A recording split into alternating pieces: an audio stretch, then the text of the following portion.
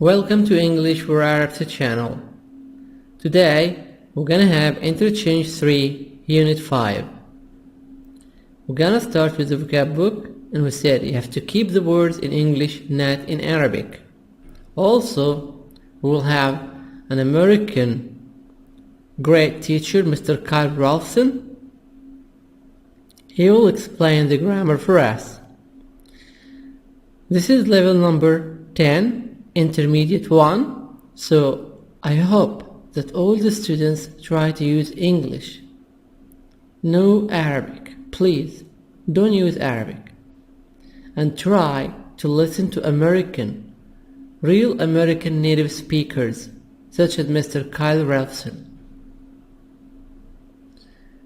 Okay, let's get started. You have to keep the words by heart before you start watching the video. So, number 1, we're gonna start with the words. Keep the words by heart. If you find the video a little bit longer, just an hour or 70 or 80 minutes, no problem. You can divide it every day, finish half an hour. The most important part is to continue. Unit 5, Crossing Cultures, page 30. 2. These are the words of exercise number 2. Nervous, nervous, feeling nervous. The word nervous, American, but the British nervous. In British, we make the R silent, but in American, nervous. Confident, British, American, confident, confident. We make the O as a sound in American. Confident. Self-confident, having confidence. Confident, self-confident, having confidence. But in British, we say confident, self-confident, having confidence. Depressed, low in spirits, sad, frustrated. Depressed, low in spirits, sad, frustrated. Frustrated, T a soft D. In British, we say frustrated. But in American, I can make the T soft D here between two vowels, so say frustrated, which means very sad. Enthusiastic, energetically interested in something. Interested. Don't say interested, no, wrong. Say interested in. Energetically interested in something. Fascinated, being completely interested, showing complete attention to something. Fascinated, being completely interested, showing complete attention to something. Insecure, not confident. Insecure, not sure. Insecure, not confident or sure. British, insecure. And also, this word in British, sure. We make the R silent in British accent if we have vowel before the R. If we have A, E, I, O, U, we have here U before R. Uncertain, unsure, not sure. British, uncertain. We make the R silent, unsure, not sure. 3. The words of exercise number 3. Definitely, absolutely, definitely, absolutely. Be fascinated by, be extremely interested. Be fascinated by, be extremely interested. Depress, depress. Remember P, depress. Cause sadness. 5. Weave, wove, woven. Weave, wove, woven. Weave, weaved, weaved. For the verb weave, we have American weave and a British weave. Yeah, we have weave, wove, woven, and weave, weaved, weaved. So, of course, the conjugation here is British and American. Yeah, خلي بالنا ان الفعل ده ليه تصريفين. واحد فيهم أمريكي والتاني بريطاني. Customs, habits. Customs, habits. So that's the end of the first part of the vocab. Now let's get started. Unit 5. Crossing cultures. Exercise number 1. Perspectives. If I move to a foreign country, A. Listen to the people talk about moving to foreign country. Would you have any of the same concerns? Would you have any of the same interests? Here, look at the picture here. What do you see? A woman, a lady, and she's having a wonderful dish. So what's this? This is a wonderful dish. Maybe this is spaghetti. Maybe this is Italian food. Maybe this is a mother. She's a mother, maybe. So, listen to the people talk about moving to a foreign country. If you traveled abroad, would you have any of the same concerns? Would you have any of the same interests? Would these things problems for you? Unit 5, Crossing Cultures. Page 30, Exercise 1, Perspectives. If I moved to a foreign country. Part A.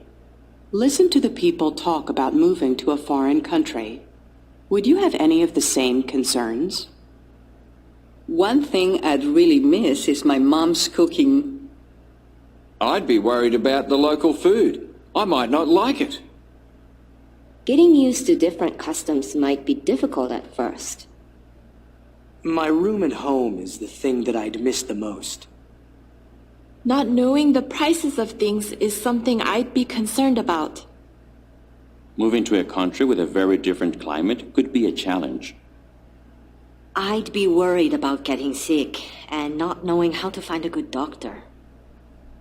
Something I'd be nervous about is communicating in a new language. One thing I'd really miss is my mom's cooking. Of course, I'll miss my mom's food. I'd be worried about the local food. Take care here. Worried about. We don't say worried about. No, make the A silent because the ah sound here as schwa. Worried about. I'd be worried about. I'd be. This is I would, so make it I'd. I'd be worried about. I'd be worried about the local food. I might not like it. Like it. Make link between like and it. Like it. I might not like it. So maybe I don't like the local food of this foreign country. Getting used to different customs might be difficult at first. Getting used to different habits might be difficult at first. It could be difficult to get used to new habits. My room at home is the thing that I'd miss the most. I'd miss my room at home. Not knowing the prices of things is something I'd be concerned about. That's something is very important. Of course, when I don't know the prices of things, this is something very important for me. So I'd have a big concern about that. Moving to a country with a very different climate. What mean climate? Climate, weather. So moving to a country with a very different weather could be a challenge. This is something challenging. Because maybe you are living in a hot country. The weather is hot in this country. And you travel to another country where the weather is freezing. It's very cold. It's snowing. So it's a big problem. I'd be worried about getting sick and not knowing how to find a good doctor. I'd be worried about getting sick. If I am getting ill, it's a problem for me, yeah, and it's not easy to find a good doctor. Something I'd be nervous about is communicating in new language. When I'm gonna communicate in a new language, it's not easy. Why? Because maybe you know the language, such as English, yeah, you know it well. You know the translation, of course. You understand the people. You can answer them. But what about the etiquette? The way of behaving very, very politely and in an aristocratic way. How do you feel the language and the feeling of the words? This is not something easy. How do you make a joke to make your friend laugh? Your American or British friend. Rate each concern from 1, not worried at all. This means something easy for me, to 5, really worried.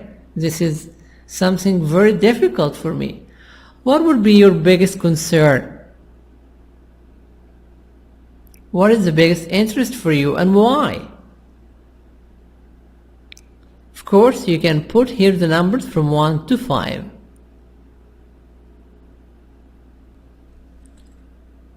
Exercise 2. Word power, culture shock.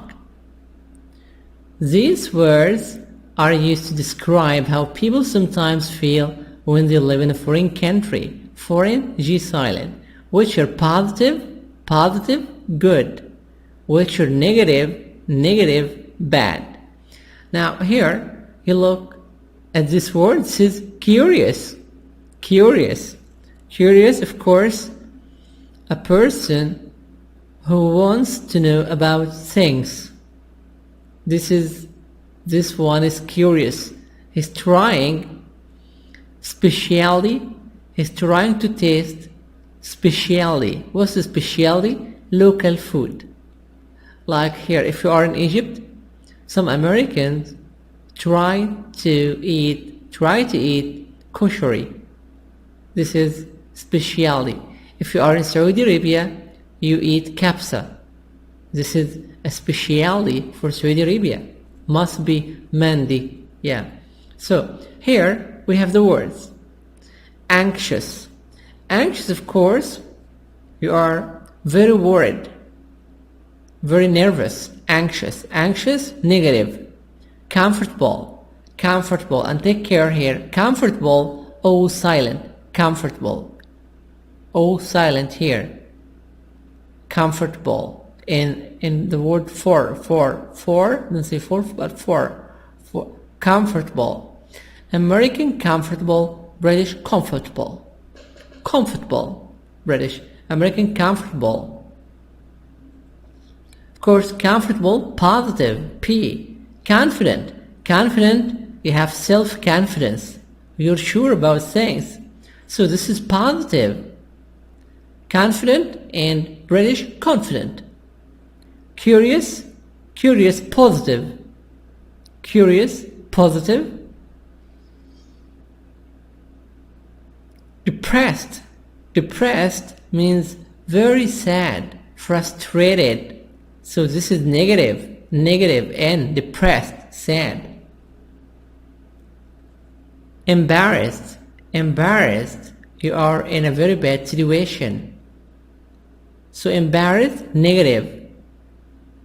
Take care of this word. It's not easy to pronounce it. This word ends the. This is the ends this. Ends this yes. Enthusiastic. Enthusiastic. Enthusiastic means you have zeal. You have passion to do something. You have a desire to do something. So this is of course positive. Excited. Excited, positive. You're going to be happy. Excited. Fascinated. Fascinated, positive. When you like something too much, fascinated. You are impressed. So this is positive. Homesick. Homesick, this is negative because you are very sad. Insecure. IN, this IN means not. Insecure, not secure. So this is negative. nervous, nervous, negative. Uncertain, uncertain, certain, sure, uncertain, not sure, uncertain. So this is negative. Uncomfortable, uncomfortable. Un means not, uncomfortable, negative. Comfortable, positive. Un, which means not, uncomfortable, negative. And of course, O silent here. Worried. When you are worried about something, you're angry. So this is negative. Now B, group work. Tell your group about other situations in which you experienced the feelings in part A. So here, you start to talk to your friends about a situation, something that happened to you. What made you feel that way? How do you feel about situations now? So, example here, this is about your experiences in different situations. A, I felt anxious yesterday. Anxious, very angry. I felt anxious yesterday. I have to give an important presentation at work. So I had to give an important presentation at work. So you're gonna make a presentation in front of the manager and all your colleagues, your co-workers at work. So you are very worried. How did the presentation go? I was nervous and uncomfortable at first. So in the beginning, I was nervous, I was very nervous and uncomfortable. I don't like speaking in public. So I am shy, I don't like speaking in public. How did you feel after the presentation? Actually, I felt pretty confident. I felt very confident, very sure. I think it went really well. I think it was wonderful. They like it. My friends, all my friends and my co-workers like it. They liked it a lot. They said it's a wonderful presentation. So here, you try to make different situations about these qualities and adjectives. And how did you feel? Is 3. Grammar focus. Noun phrases containing relative clauses. One thing I'd really miss is my mom's cooking. One thing that I'd really miss is my mom's cooking. Something I'd be nervous about is communicating in a new language. Something that I'd be nervous about is communicating in a new language. 2 people I'd call every week are my parents. 2 people who I'd call every week are my parents. 2 people that I'd call every week are my parents.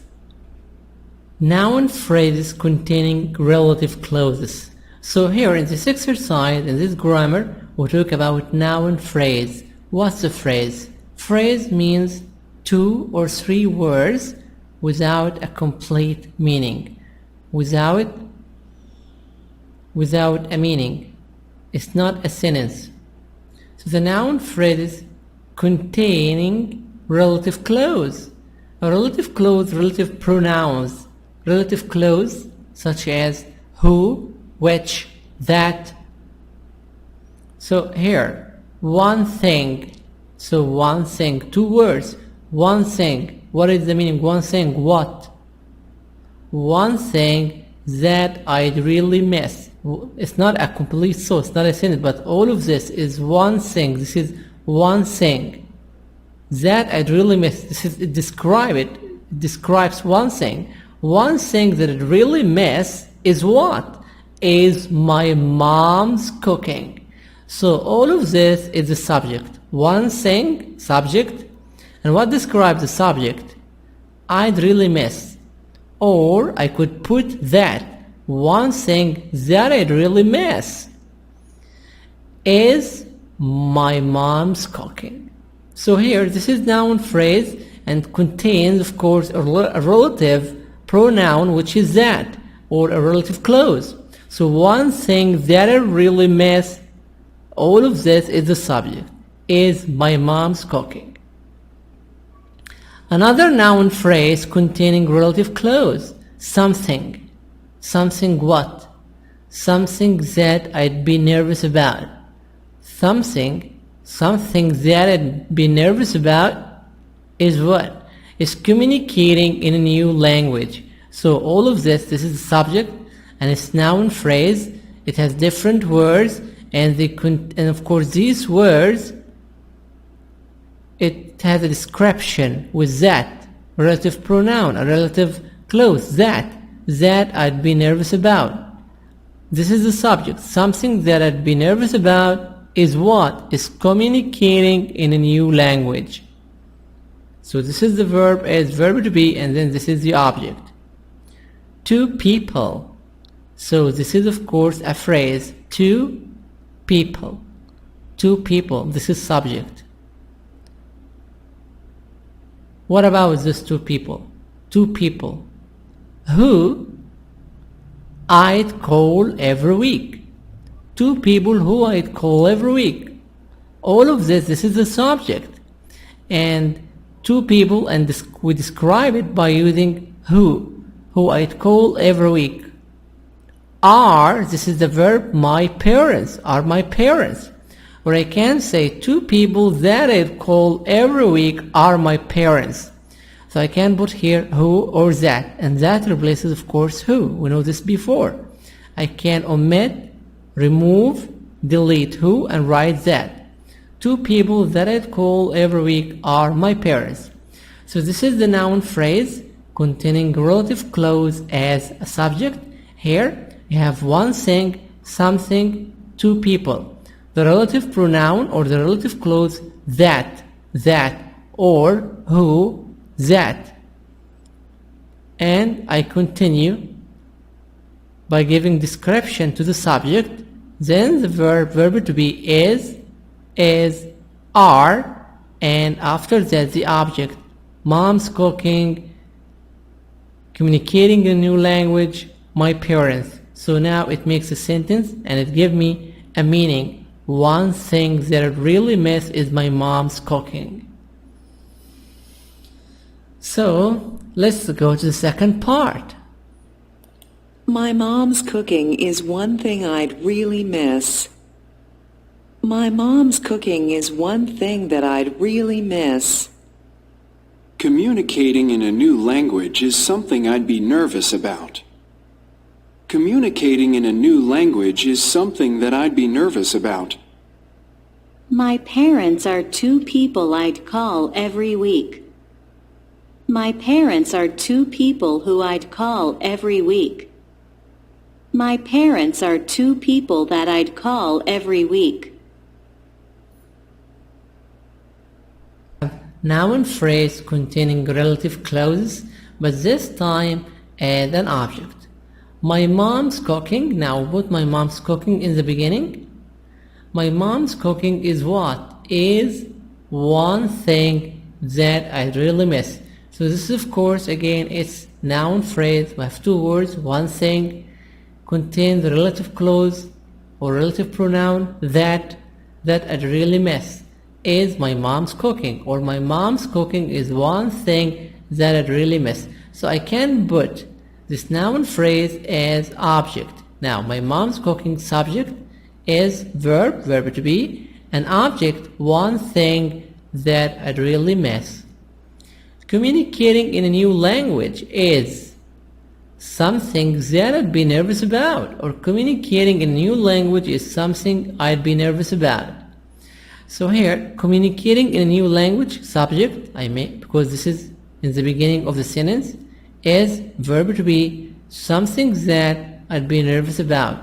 This is of course the noun phrase containing relative clause, that. My parents are two people who I'd call every week. My parents are two people that I'd call every week. My parents are two people I'd call every week. My parents, subject, my parents, my mom and dad. My father and my mother are two people. This is the object, are two people. And then I describe the object, two people, who I would call every week.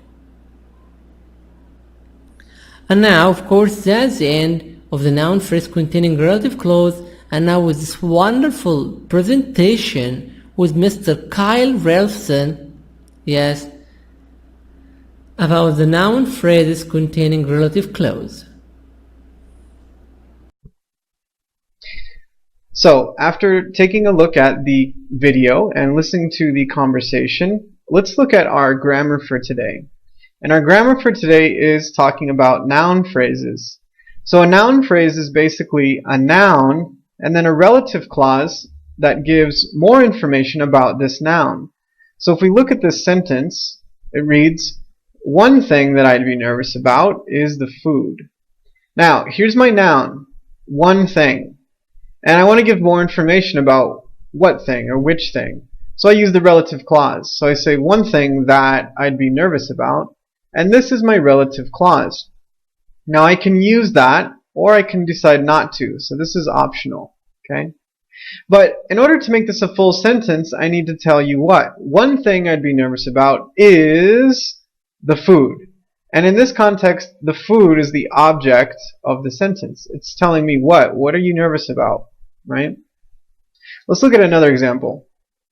This one says, a person who I'd miss is my mom. Again, here's my noun, a person, and here's my relative clause to describe which person or what type of person. So a person who I'd miss, and again, who is optional. So a person who I'd miss is my mom, and the object is my mom. Very good. Okay, now I want to show you something. Now when I say the object of a sentence, I can often use a gerund phrase. Now a gerund phrase, remember, is an ing verb. And a lot of times we use those verbs like a noun. They are ideas, right? So for example, if we look at this sentence, it says, something that I'd be excited about is trying different food. So here's my gerund phrase, and it starts with the gerund, ing, right? So this is an idea. The idea of trying different food is my gerund phrase, and therefore it's an object of the sentence. It's a noun, right? Or this one, the thing that I would be nervous about is missing my family. So again, here's my gerund, missing, and I'm using it as a gerund phrase to describe the idea of missing my family. Very good. Okay, so let's look at the idea of the subject and the object of the sentence. If we look at this sentence, it says, one thing that I'd be nervous about is the food. So my subject is the entire noun phrase, right? And my object is the food. But I can put this sentence in a different order. And I can put the food first and the noun phrase as the object. And I can say, the food is one thing that I'd be nervous about. And that's okay, right? Now remember, down here, I had a sentence that says, one thing that I'd be excited about is trying different food. Now trying different food was the gerund phrase, and that's the noun, that's the idea. And again, I can use this idea first and put the noun phrase second. And I can say, trying different food is one thing that I'd be excited about. Okay, so after watching the video, I hope this was helpful in describing how to form and how to use noun phrases. Not only using them as the subject of the sentence, but as the object of the sentence also. So, thanks for watching, guys. See you next time. Bye.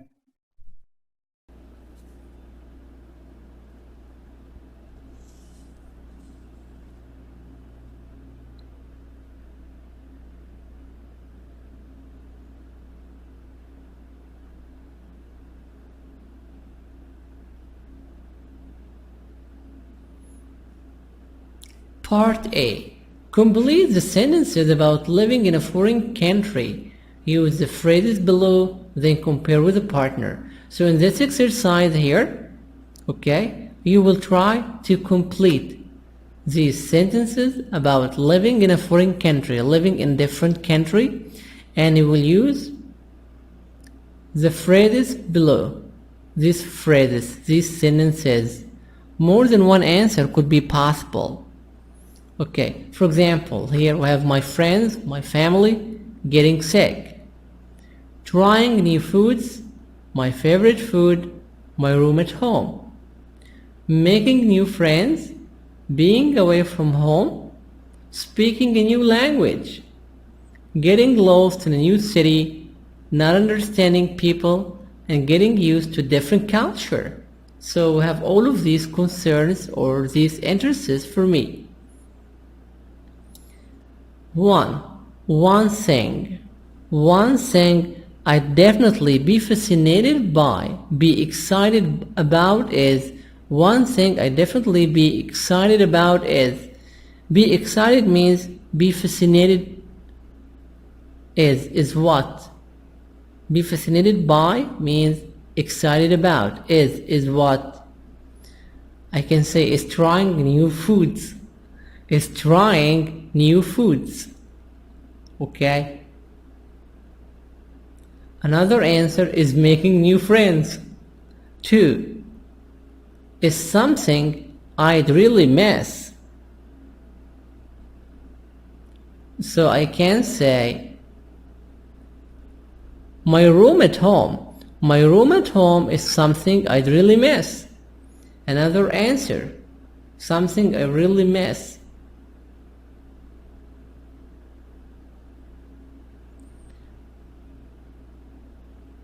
My family. My family is something I'd really miss. 2 things I'd be homesick for are, I need now 2 things. 2 things I'd be homesick for are my friends and my family. My friends and my family. 4 are 2 things I'd be anxious about. 2 things I'd be very angry about. What are the 2 things? Getting sick, and getting lost. Getting sick and getting lost in a new city are 2 things I'd be anxious about. 5. Something I'd get depressed about is, something I'd get depressed about is, depressed, you're frustrated, you're very sad. Something I'd get sad about it is, what could make you sad? Something I'd get depressed about is being away from home. This is an example. 6 is one thing that I might be embarrassed about. Yeah, this means I'm gonna be shy and I'm gonna be in a very bad situation. I'm gonna be ashamed. So this is of course number 6. I can say not understanding people. Not understanding people is one thing that I might be embarrassed about. 7.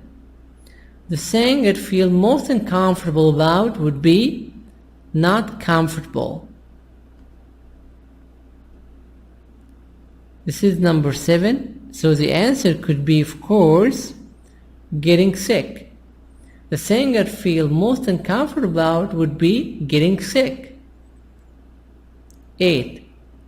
Are the people who I'd miss the most.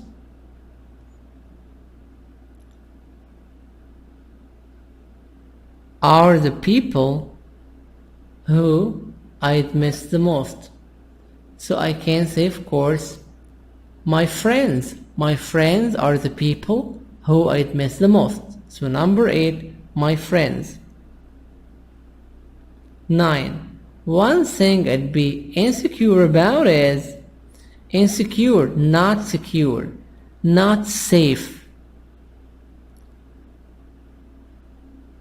So of course could be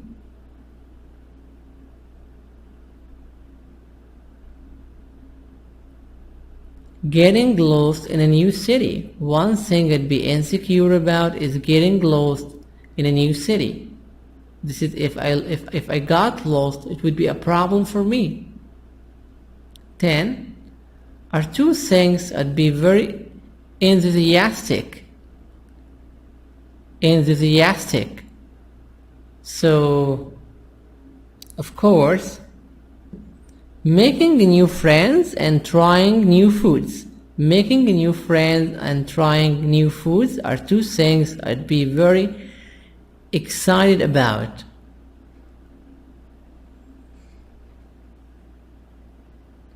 Number B, you can of course complete these sentences in part A with your own information by yourself. Example, one thing I'd definitely be excited about is taking pictures as I go sightseeing. So here you look at the picture, there is a young lady, and the young lady is standing, next to the Sphinx. She's in the pyramids area. This is the pyramids area, one of the 7 wonders of the world. So the pyramids and the Sphinx. Now, number C, group work. Rewrite your sentences from part B in another way, then compare. Do others feel the same way? Do the other people feel the same way? Now here, of course, you write your sentences and your friends, and you make a discussion. And you make a great discussion. Wish you good luck. Page 31, Exercise 4, Pronunciation. Word stress in sentences. Part A.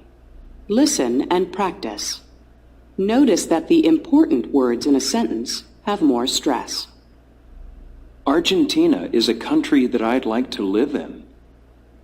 Speaking a new language is something I'd be anxious about. Trying new foods is something I'd be curious about.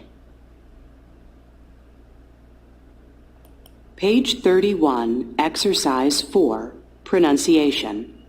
Word stress in sentences. Part A. Listen and practice. Notice that the important words in a sentence have more stress. Argentina is a country that I'd like to live in. Speaking a new language is something I'd be anxious about. Trying new foods is something I'd be curious about. Pronunciation, phonetics, word stress in sentences. So here, what's the stress? Stress is to make the sound higher, louder, and longer. So here, in these sentences, the important words in a sentence have more stress. So the words which are important. Why they are important? Some words are more important than others because they have the meaning. Like Argentina. Argentina is a country that I'd like to live in. So what gives me the meaning? Argentina, country, live. So now, try to read this sentence without the unstressed words. Argentina, country. So I know that Argentina is a country. Live. So it means that Argentina is a country that I'd like to live in, that I want to live in.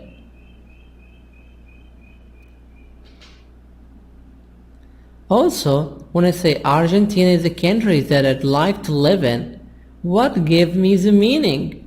What gives me the meaning?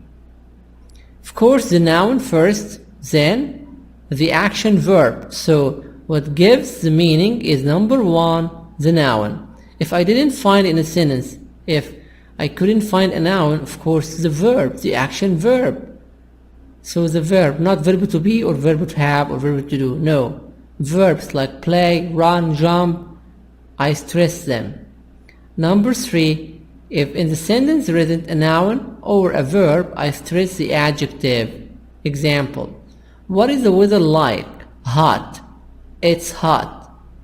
So what gives me the meaning? Hot. Hot, adjective. It's hot. So here is verb to be and it, this is pronoun, we don't stress it. We stress only the adjective, hot. What's the weather like? Cold. So of course cold give me the meaning. Okay, so we stress number 1, nouns. Number 2, verbs, action verbs. Number 3, adjectives. Second sentence. Speaking a new language is something I'd be anxious about. Speaking, language, something, anxious. Speaking a new language is something I'd be anxious about. So speaking language, something anxious. So this is to give me the meaning. Trying new foods is something I'd be curious about. Trying foods, something curious. So this is of course give me the meaning. Trying foods, something curious. Now B, per work, mark the stress in the sentences you wrote in exercise 3 in part A. Then practice the sentences. Pay attention to word stress. So this is of course the homework for you.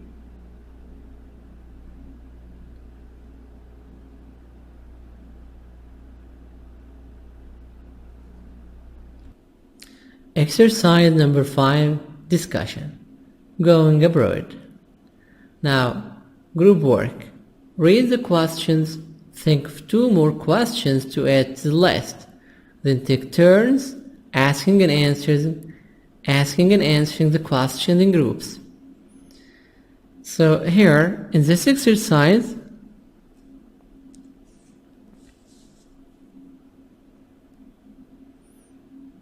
you have different questions and you can ask more questions. What country would you like to live in and why? Now, look at the picture here. A young lady, and the young lady is painting, is drawing, and this is like a river or a canal, a lake, I don't know, and this is, we have different buildings, and there is a bridge. This is a bridge.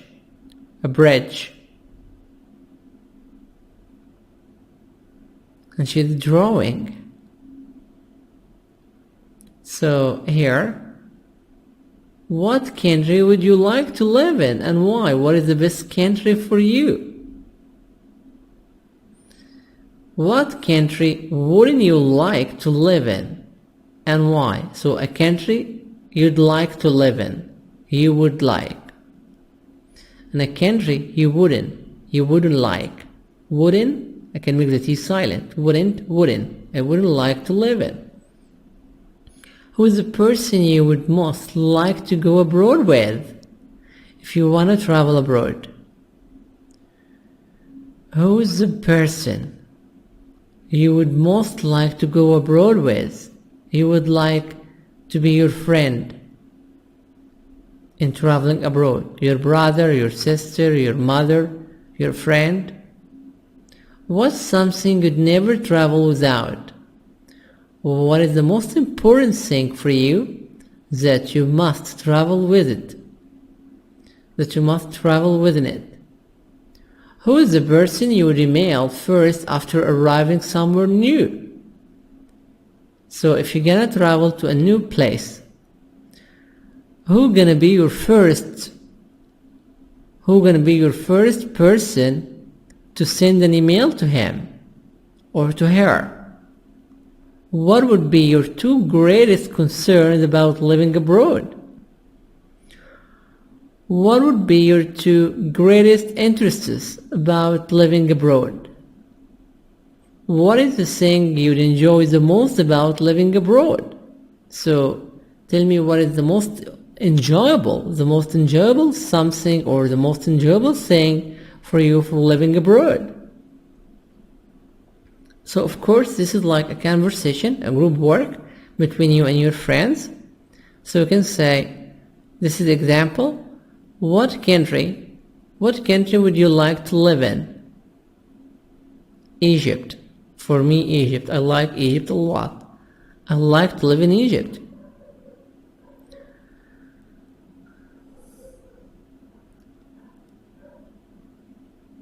The country I'd most like to live in is Italy. Italy. Italy, T, soft D, between two vowels. Italy. Why is that? Well, I've always wanted to study art. So maybe this young lady is in Italy and she's trying to draw something or a scene about Italy, part of a city in Italy, in an Italian city.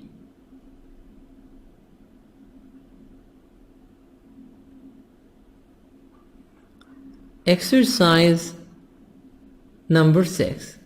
Snapshot. Different customs. Said customs, habits. Here we have different flags.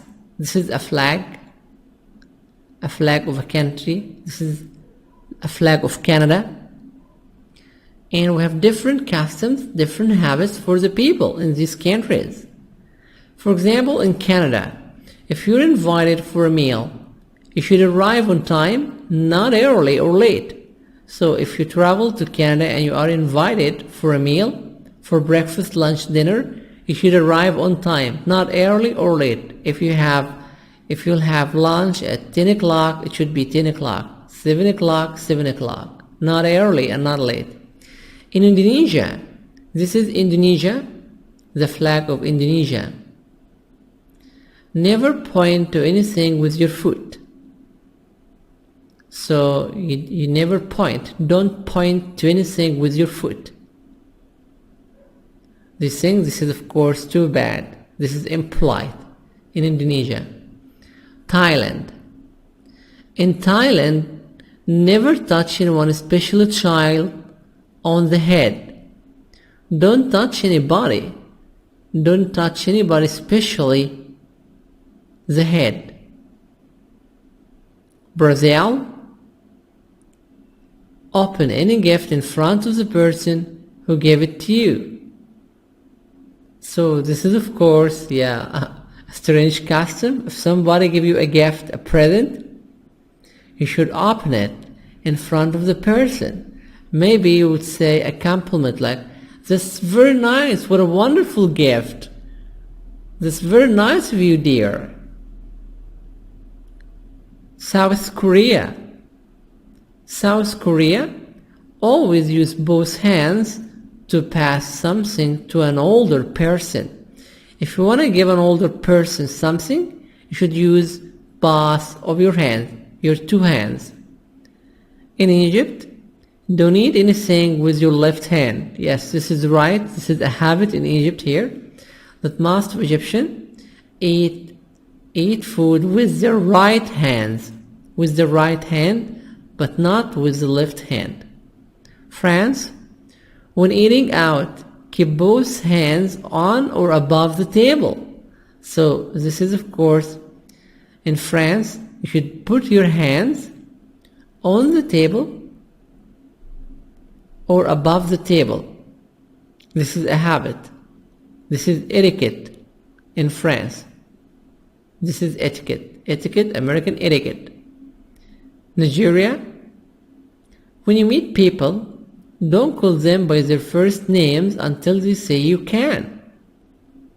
It means here that you should say like sir or master or title before you say the first name. That means you are not friends. So you should keep distance.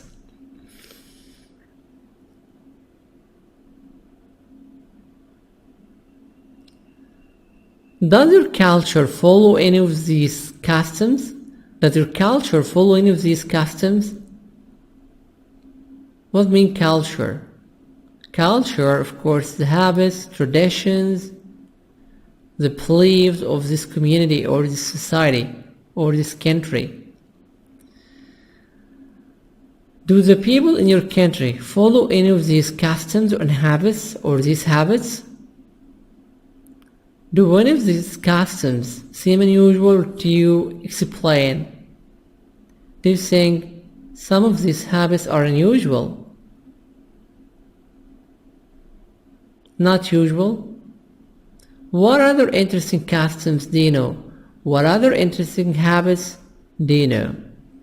So this is of course a group work discussion among you and your friends. Wish you all good luck. That's the end of unit number 5 part 1, and now let's get the homework. Number 1, keep the words by heart. Number 2, listen and repeat. 3, answer 3 pages of the workbook. Unit 5, the first 3 pages. Also, for more exercises, you can go to www.cambridge.org/interchange arcade/. You will have a lot of exercises for vocab and grammar, funny exercises, some games. That's the end. Hope you like it, share it, and subscribe. شكرا والسلام عليكم ورحمة الله وبركاته. Thank you very much. شكرا للمشاهدة. Hope you like it, share it, and subscribe. يرجى الاشتراك على القناة الآن. Thanks for watching. شكرا والسلام عليكم ورحمة الله وبركاته.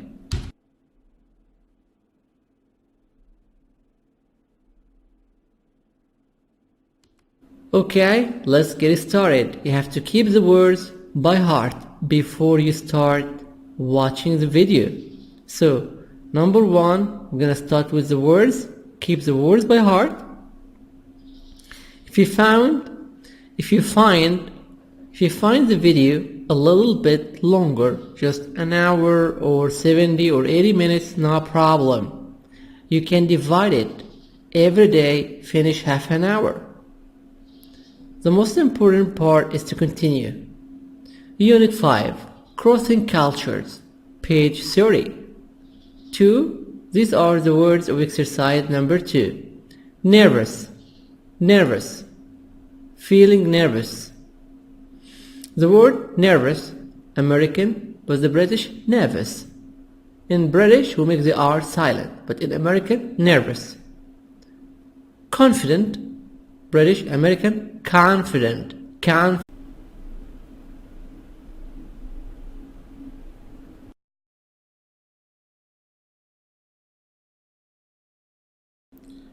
Welcome to English for Arabs channel.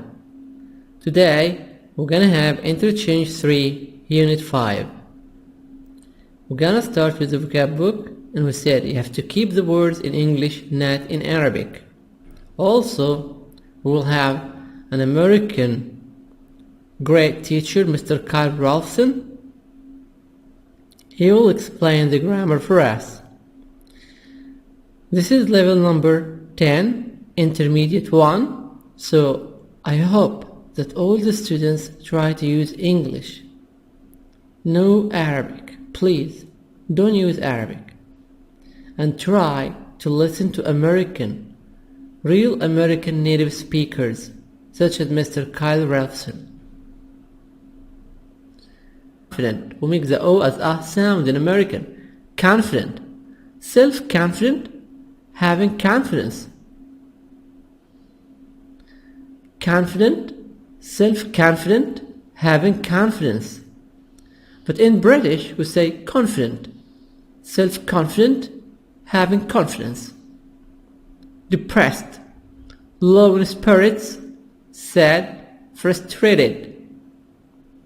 Depressed, low in spirits, sad, frustrated. Frustrated, T as soft D. In British, we say frustrated. But in American, I can make the T soft D here between two vowels, so say frustrated, which means very sad. Enthusiastic, energetically interested in something. Interested. Don't say interested, no, wrong. Say interested in. Energetically interested in something. Fascinated, being completely interested. Showing complete attention to something. Fascinated, being completely interested. Showing complete attention to something. Insecure, not confident. insecure, not sure. Insecure, not confident or sure. British, insecure. And also this word in British, sure. We make the R silent in British accent if we have vowel before the R. If we have A, E, I, O, U, we have here U before R. Uncertain, unsure, not sure. British, uncertain. Make the R silent, unsure, not sure. 3. The words of exercise number 3. Definitely, absolutely, definitely, absolutely. Be fascinated by, be extremely interested. Be fascinated by, be extremely interested. Depress, depress. Remember P, depress. Cause sadness. 5. Weave, wove, woven. Weave, wove, woven. Weave, weaved, weaved. For the verb weave, we have American weave and a British weave. Yeah, we have weave, wove, woven, and weave, weaved, weaved. So of course, the conjugation here is British and American. Yeah, خلي بالنا ان الفعل ده ليه تصريفين. واحد فيهم أمريكي والتاني بريطاني. Customs,